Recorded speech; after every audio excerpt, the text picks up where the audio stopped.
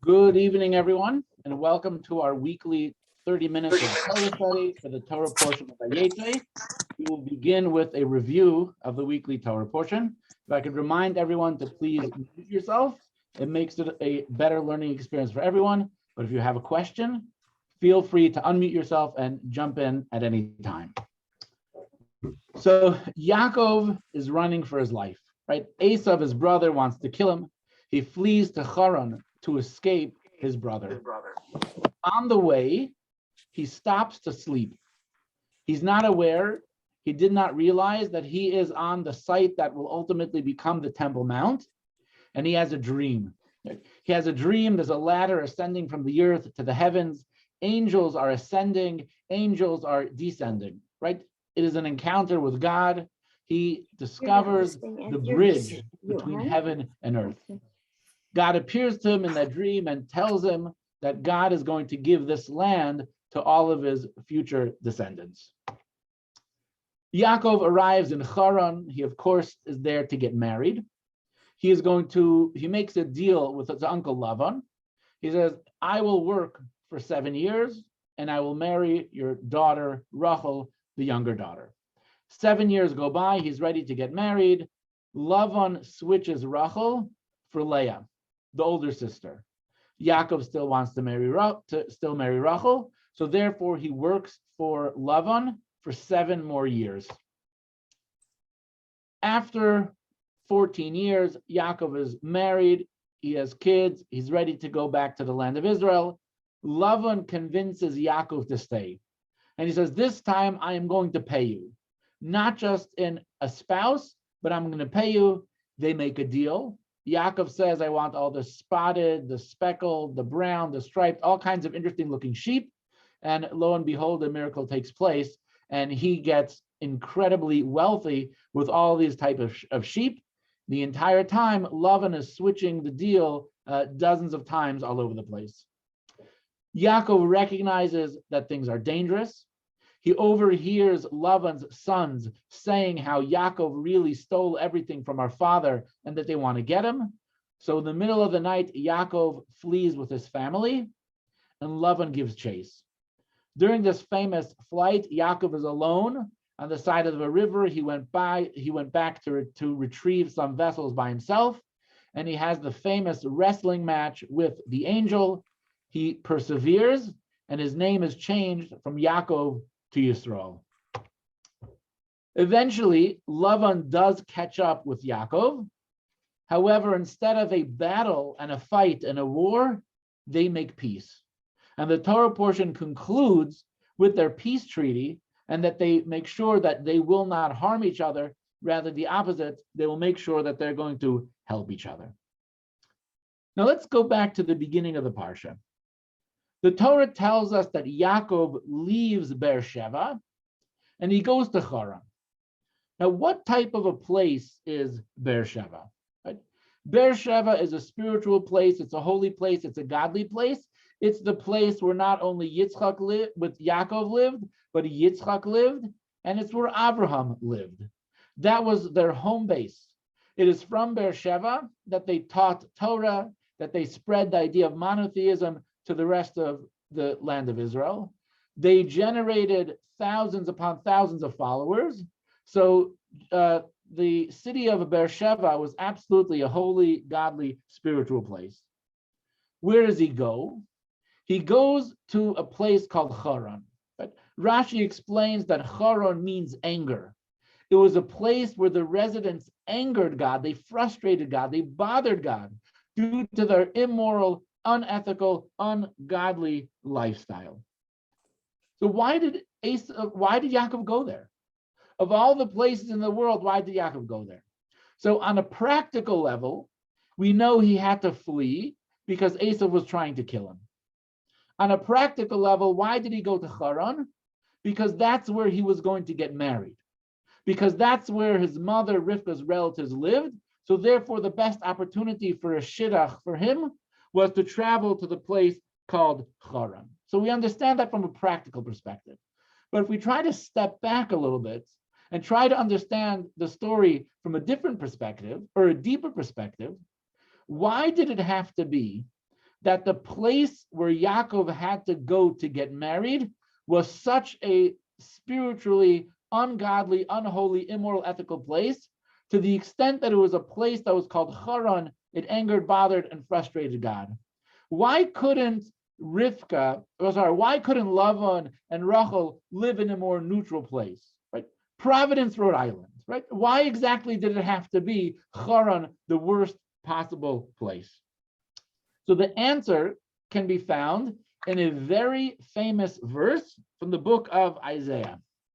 It says, "For from Zion the Torah will come forth, and the word of God from Jerusalem." This text is essentially telling us what our job, role, and responsibility is in life. The Torah's message should come forth from Zion and not remain embedded there. Holiness is to be shared. We don't hoard it. We don't only keep it to ourselves. We don't only stay in a pure, holy, spiritual environment. Our mission and our purpose, the Torah has to go forth from Zion. It should not remain embedded there. Yaakov had to go to Haran because this is the purpose of the Jewish people, to uplift, to inspire, to transform. Specifically in an immoral, unethical, ungodly place, this is where Yaakov was destined to go, and ultimately this is our mission in life. This is our mission in life in a general sense, to transform and to uplift and to inspire. But this journey that Yaakov made from Beersheba to Haran is also the journey that each and every one has to take in our own personal, private life, as the Rebbe comments here in the next text. And Yaakov left Beersheba and went to Haran. This refers to the soul's journey into the body, which is a descent from exalted heights similar to Beersheba to a deep pit similar to Haran. So the Rebbe explains to us here the idea of Yaakov leaving a place of holiness to go to a place of Haran, which was distant from anything godly, is exactly what our soul experiences. Our soul goes from a pure, holy, spiritual, heavenly atmosphere, and it comes down into our physical, coarse body. All of us know, right? We have a body.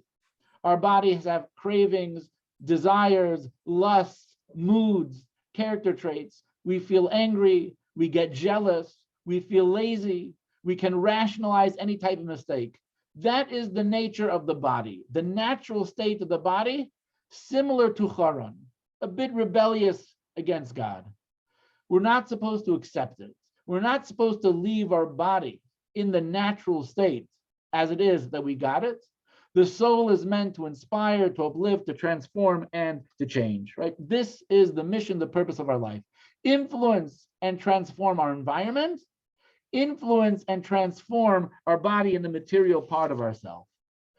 But how do we do it? How do we make sure that we're successful in this mission? For this, we have to look back into the Parsha. We have to look at Yaakov, how he was able to be successful in his mission to uplift and to transform Haran. So we go back to the story of the Parsha. Yaakov goes to Haran to get married. He meets Rachel. The Torah tells us very clear, black and white, he fell in love with Rachel immediately. They were absolutely basherets, right? They were two halves of one soul. They were soulmates. The connection was there in the most powerful way. But he had no money, he had nothing to offer. He had to work for 7 years in order to be able to marry her. And Lavan plays a dirty trick. He switches Rachel and Leah. Yaakov has to work another 7 years. So 14 years have gone by. He's married not only Rachel and Leah, but he also marries their handmaidens as well. So he essentially has 4 wives. Children have already been born. He's ready to return to the land of Israel. However, Lavan approaches him, continue working. This time I'm going to pay you. And he makes a deal. For the next 6 years, Yaakov works harder perhaps than any other man has ever worked. And he has become successful. He has become tremendously wealthy, and a good 12 children have been born to him in this week's Parsha. He overhears Lavan's sons talking bad about him, It's quite clear there's going to be some trouble along the way. So therefore, Yaakov flees with his family. They are essentially running for their life. And Lavan chases him down. Lavan catches Yaakov, and Lavan says to Yaakov, how dare you? You take my daughters, you take my grandchildren, sneaking away in the middle of the night. There is a major confrontation, and Yaakov responds. This is the response of Yaakov. Yaakov was annoyed and quarreled with Lavan. He said to him, what is my transgression? What is my sin? Why have you pursued me? You rifled through all my possessions. If you found any of your belongings, place it before my kinsmen and yours, and let them decide between us. I have now been with you for 20 years. Your ewes and she-goats have not aborted, neither have I eaten the rams of your flocks. I have not presented you with mauled livestock, and when that occurred, I suffered its loss. From my hand you demand what was stolen by day and what was stolen at night. I was in the field by day when the heat consumed me, and the frost at night, and my sleep wandered from my eyes. This is the 20 years that I've spent in your house. I served you 14 years for your 2 daughters and 6 years for your animals, and you changed my wages 10 times. Reading these verses, you could tangibly feel the pain, the frustration of Yaakov. 20 years of pent-up frustration at his father-in-law Lavan. He comes to get married. He works for 7 years. The guy switches, forces him to marry the sister, ends up ultimately marrying with four wives. He wants to go back home. He works for another 6 years, again and again and again, switching it, changing the rules, accusing him of theft. Unbelievably difficult work environment. Not possible to deal with it. So you could understand, you could relate, you could feel the pain that Yaakov has, the frustration. It's been pent up for so long. He unleashes it. He unloads on his father-in-law, Lavan. But if you analyze the words that he says, you could divide it up into 2 themes. Theme number 1, he tells his father-in-law, Lavan, that you should know everything that I have, I came about it honestly. No theft, no deception, no cheating, no cutting corners. Everything that I did was by the book. You cannot accuse me of stealing in any way, shape, or form. I did it honestly, no cheating, no cutting corners. The second point that he makes is that I didn't just work for you, but I worked for you with self-sacrifice. I stayed up all night. I practically did not sleep. It did not matter the weather. I gave my all. I gave everything to you. I didn't just work 9 to 5. I put my entire being in it. My work for you was with self-sacrifice. This is the impassioned speech of Yaakov to Lavan. 2 themes, I did it honestly, and theme number 2, I did it with self-sacrifice. Lavan responds, right? This is the response of Lavan. Lavan answered and said to Yaakov, the daughters are my daughters, the sons are my sons, the animals are my animals, and all that you see is mine. Now, what would I do to these daughters of mine today, or to their children whom they have borne? So now, come, let us form a covenant, you and I, and may he be a witness between me and you. Reading the response, especially verse 43, makes your skin crawl. The chutzpah that Lavan has to turn around and say to Yaakov, everything that you have is mine, it's mind-boggling that a person can respond in such a selfish, disgusting, and repulsive way. Lavan says to him, anything that you have, all that you have, it comes from me, and ultimately it's mine. Everything you have is because of me. Yet all of a sudden, verse 44, we have a complete and total reversal. All of a sudden, Lavan is saying, you can have everything, you can keep everything. Let's form a covenant. Let's make a bond, right? They set up a whole pile of stones. I will not cross to harm. We're only going to help each other. What happened? All of a sudden, there's a huge change. So the commentaries explain, what was it in this interaction between Yaakov and Lavan? What impacted Lavan to change his mind so drastically after having the chutzpah to get in the face of Yaakov? What caused him to change? So the commentaries explain, it was not the first parts of Yaakov's speech. The first part of Yaakov's speech was saying, I came across everything that I have honestly.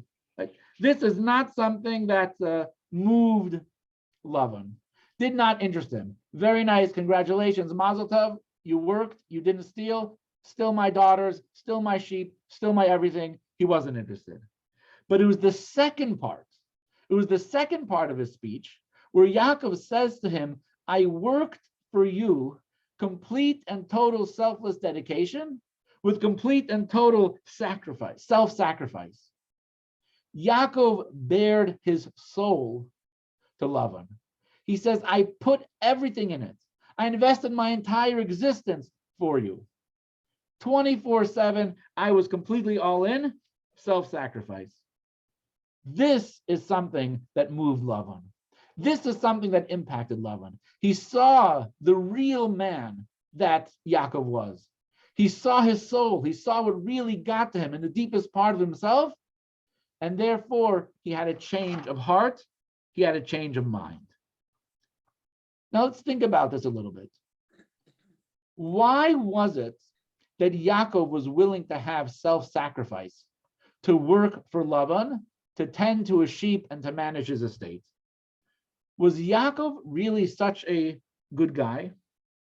Was he trying to get like the employee of the month for Yaakov, for Lavan?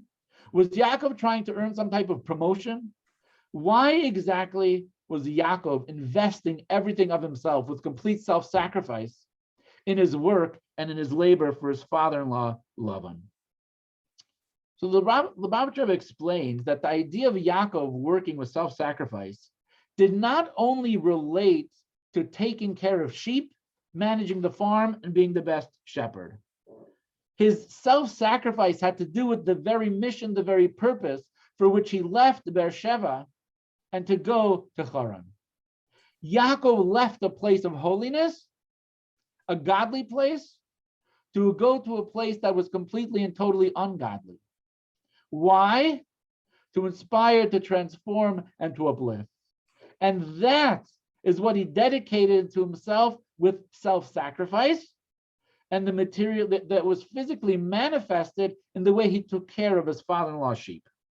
Here's the Rebbe's words. Yaakov didn't risk his life to protect Lavan's herds. He risked his life to bring holiness to Lavan's lowly environment. Yaakov felt incapable of transforming Haran into a holy place. He knew that his only path to success was to submit fully to God and to rely on God completely. It's only because he submitted to God with complete trust and dependence to the point of self-sacrifice that God enabled him to transform and sanctify Lavan's lowly environment. Through his tireless efforts in the field, Yaakov demonstrated that God is the ruler of heaven and earth. Not only does God rule over the heavenly realm, such as the Torah that Yaakov had studied in the academy, but also over earthly matters, such as the affairs of Haran that anger God and the world of Lavan the swindler. So why did Yaakov throw himself with complete self-sacrifice into taking care of the sheep and the property of Lavan? This was a physical manifestation of his complete and total commitment, his self-sacrifice to serve God in the most full and complete way, while a shepherd, while taking care of Lavan's flock in Haran, this place that so frustrated and angered God. It was this that was able to impact, and it was this that was able to move Lavan. Just being a good guy, just being an honest businessman, that wasn't enough to move Lavan. But when Lavan saw his total and complete commitment that came from the very core of his being, that came from the very essence of his soul. Yaakov's self-sacrifice, he was invested in transforming and uplifting the environment that he was in. When Lavan saw that, he had to admit it. He had to get it, he had to give in. He saw something true and real and powerful and deep. He says, we have to make a covenant, right? We have to make a partnership. We have to make peace between each other. No harm should come between us. We have to do everything we can to help each other. It was the self-sacrifice that Yaakov demonstrated that ultimately made that impact on Haran and on Yaakov. Now, I think there are two messages that we can take from this story. The first message is, how do we influence our environment? How do we impact our friends? How do we impact our community? How do we transform it to be more God-centered, more spiritually focused, more Torah observant, more kosher observant, more Shabbos observant? How do we do it? Simply just being a role model, simply just being a good Jew, simply by doing the things that we need to do, it's nice, and perhaps it will affect some people, but ultimately it's not going to have the greatest impact. How is it that you impact the environment around you? When a person goes out of their comfort zone, when the person lives in such a way where they are living Judaism in a way of self-sacrifice. It's deep, it reflects their core, it's their essence, it's their passion. It's not just something that you do, but it's something that radiates from you because it defines your essence, it affects and impacts everything that you do and how you interact with people. When people see your method, your style of serving Hashem is with such commitment and self-sacrifice, you can't help it but for people to be impressed, to be moved, to be inspired, and ultimately motivated to action because they see how deep, how real, how powerful it is. It's something that comes from your very soul itself. That's how you can impact the environment. And the same thing applies to how we impact our body. Naturally, again, we have a body, we have an animal soul. It craves self-preservation, right? It craves entertainment, right? We can often be lazy, except all the things that I mentioned before. How do we impact our body? How do we transform and uplift it? Again, by going out of our comfort zone. Observing Torah and mitzvahs with self-sacrifice, right? With the passion. That is how you're able to transform and uplift and get that even your body is going to be excited about it. Your body is going to see, wow, look how passionate my soul is when it comes to Torah and mitzvahs and doing Jewish things. The body can't help but being swept up and being inspired by it as well. So a powerful lesson that we learn from this confrontation between Yaakov and his father-in-law, Lavan. Next week, same time, same place, 7:30 for 30 minutes of Torah study for the Torah portion of Vayishlach. Again, on Wednesdays, we already started the course, but you're still welcome to join us in the middle. Outsmarting anti-Semitism, also at 7:30. You could register on the shul's website. And we just sent out this email today. Our next Steak and Scotch for Men is going to be on Monday, November 22nd, 6 p.m. Join us for a guys' night out of schmoozing, good food, and meaningful discussion. The evening features a grilled rib steak, sausages, and high-quality scotch. So please sign up. Let me know you're coming. Also on the show's website, it'll be a fabulous evening. And there is going to be a steaks and salad event for women coming up as well.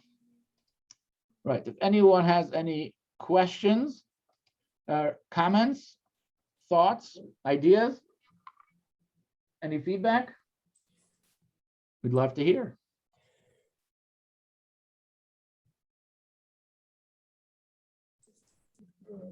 All right.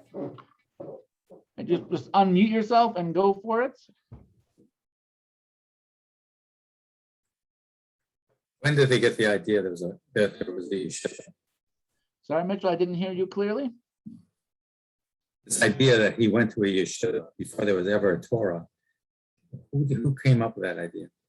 All right, so there's a very fascinating Rashi, right, very important commentator on the Torah that addresses this issue in this week's Torah portion.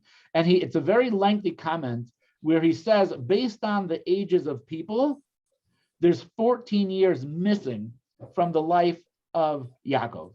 and he calculates all kinds of different years to figure out exactly, it has to be that there's 14 years missing from the life of Yaakov.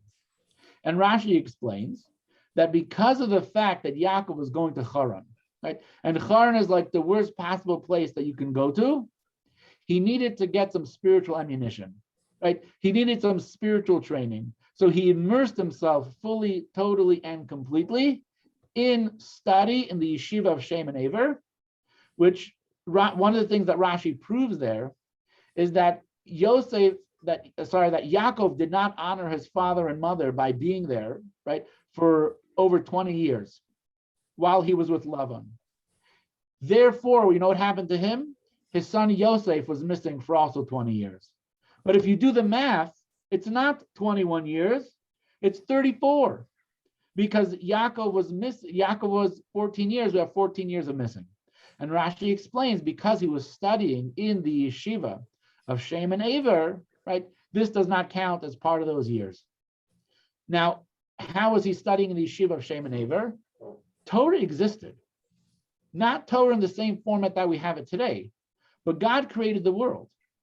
He did not create the world and then abandon it and give the people no meaning, no purpose, no instructions for life. When God created Adam and Chava, and after the flood, God gave mankind instructions.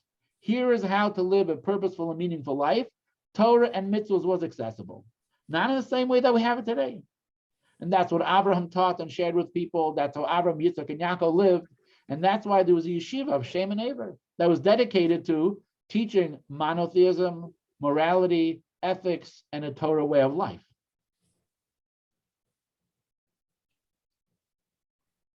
Any other questions? All right. Thank you so much for joining us for another 30 minutes of Torah. It will be uploaded. It will be on YouTube. It'll be on Facebook, and you can share it with your friends. Have a fabulous evening, and look forward to seeing you, some of you tomorrow, Shabbos, and so on. Have a good night, everyone. Night, Rabbi. You too. Thank you.